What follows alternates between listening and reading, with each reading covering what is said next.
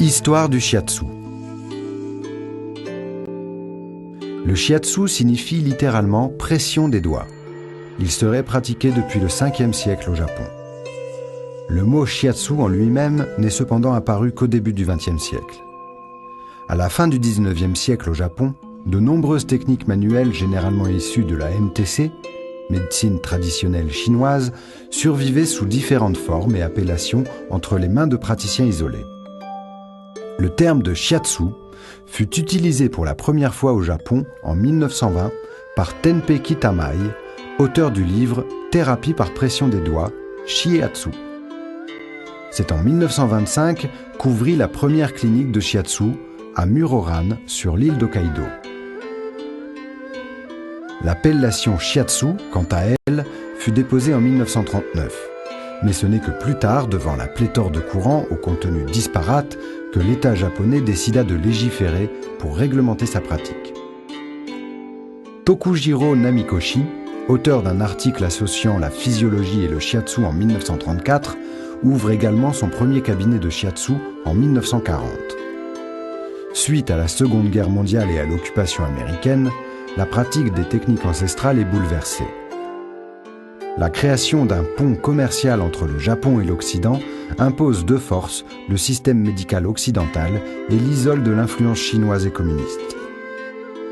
En 1947, alors que la médecine occidentale se développe de manière fulgurante et concurrence très largement les pratiques ancestrales, le gouvernement japonais, dans sa 22e session de diète, délibère sur l'avenir et la légalité des médecines traditionnelles telles que l'anma, l'acupuncture, le moxa ou encore la pharmacopée chinoise. Un diplôme d'État est créé. Il permet dès lors de pratiquer légalement l'anma traditionnel au Japon. Tokujiro Namikoshi et son fils Toru furent les premiers à obtenir pour leur école la licence officielle du ministère de la Santé au Japon en 1955. Il suggère alors à son fils Toru de se former à la chiropraxie aux États-Unis. Si bien que le shiatsu Namikoshi établit une relation entre la colonne vertébrale et les viscères, tout en rejoignant les principes de la sympathicothérapie et de la réflexologie. Ce type de shiatsu est accessible avec une relative aisance, car il se passe aisément de la MTC et se concentre sur la technique du soin. Il est certainement le shiatsu le plus répandu dans le monde, car il se veut avant tout une technique de toucher. Tokujiro Namikoshi eut également l'occasion de traiter Marilyn Monroe lors de l'un de ses déplacements au Japon. La célébrité de l'actrice et la présence permanente des médias autour d'elle fut à l'origine de leur fulgurante popularité. De très nombreuses écoles existaient encore à la fin des années 70.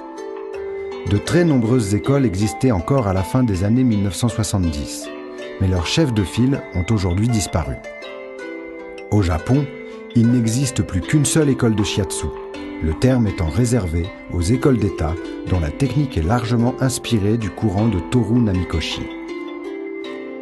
Toute autre pratique est condamnée à demeurer extrêmement confidentielle, du fait qu'il leur est strictement interdit d'employer le terme shiatsu si le praticien ne possède pas le diplôme d'État. La loi et son application étant très strictes, les candidats à la marginalité se font rares au pays du soleil levant. En Europe, il faudra attendre le 29 mai 1997 et le vote de la résolution parlementaire A4-0075-97 pour que le shiatsu fasse partie de la liste des 8 approches alternatives qualifiées de médecine non conventionnelle digne d'intérêt. Au Canada, 2 États lui ont déjà reconnu le statut de médecine reconnu au même titre que la kinésithérapie. Les différents courants de shiatsu. Il existe plusieurs catégories de shiatsu. Le shiatsu Namikoshi est le plus répandu au Japon. Il est enseigné exclusivement au sein des écoles d'État. Cependant, quelques grands courants, bien que discrets, se distinguent. En voici la liste exhaustive. Le shiatsu Masunaga est plus connu en Europe, où il fit son apparition dans les années 1970, qu'au Japon. Le philosophe Shizuto Masunaga fut également l'élève de Namikoshi. Il choisit cependant de ne pas se limiter à cet apprentissage et y associa les grands courants de la médecine traditionnelle chinoise afin d'améliorer l'efficacité des soins.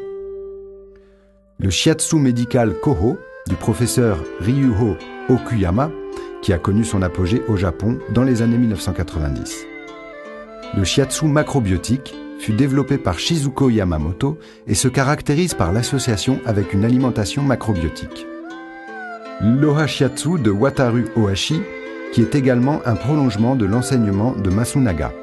Le shiatsu myo-énergétique a été développé par Hiroshi Iwaoka, acupuncteur, praticien en shiatsu et en sotai, diplômé d'État du Japon. Le shiatsu de Ryotan Tokuda, docteur en médecine chinoise traditionnelle et diplômé en shiatsu. Il dispensa ses enseignements au Brésil dès 1968 et en Europe dès 1988. Il fonda les instituts Nonindo dans différents pays. La pratique du Zen Shiatsu.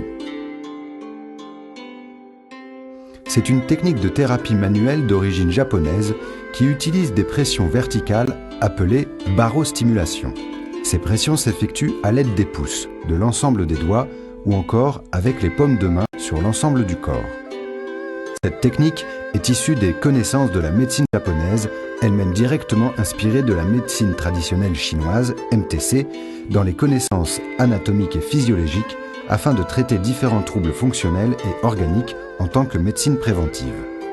La médecine traditionnelle chinoise, MTC, est elle-même issue du Tao, dont la philosophie est de soigner l'homme dans sa globalité, c'est-à-dire sur le plan physiologique et psychique. On effectue des tsubo, ou points de pression sur les méridiens d'énergie ou voies de circulation spécifiques du Qi. Le Qi est l'énergie qui régule l'univers et qui circule à l'intérieur du corps de chaque individu. C'est l'énergie vitale qui maintient le corps en vie et en bonne santé.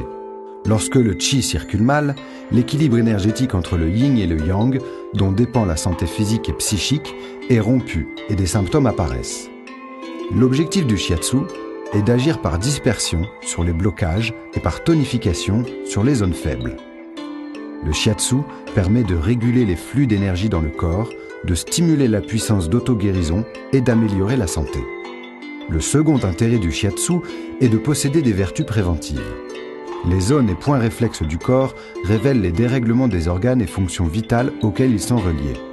Et ce, bien avant que ceux-ci ne manifestent physiquement leur souffrance, ce qui facilite leur identification et leur réharmonisation. Dès lors, l'on peut, selon les cas, empêcher l'apparition de symptômes physiques ou les atténuer de manière sensible. Recevoir des séances de shiatsu régulièrement, voire mensuellement, réduit notablement les risques de fatigue excessive, de maladie et préserve l'harmonie émotionnelle et mentale. Le shiatsu a des applications pour soulager ou prévenir les risques dans les domaines de la santé suivants. Psychologie, lutte contre l'anxiété, les crises d'angoisse et la dépression, les troubles d'ordre sexuel. Rhumatologie, problèmes de lumbago, d'arthrite, de torticolis, d'arthrose. Respiration, sinusite chronique et asthme. Digestion, il apaise les vomissements et les crises de constipation. Articulation, il calme les douleurs et redonne de la souplesse. Gynécologie, il calme les nausées matinales et les troubles menstruels.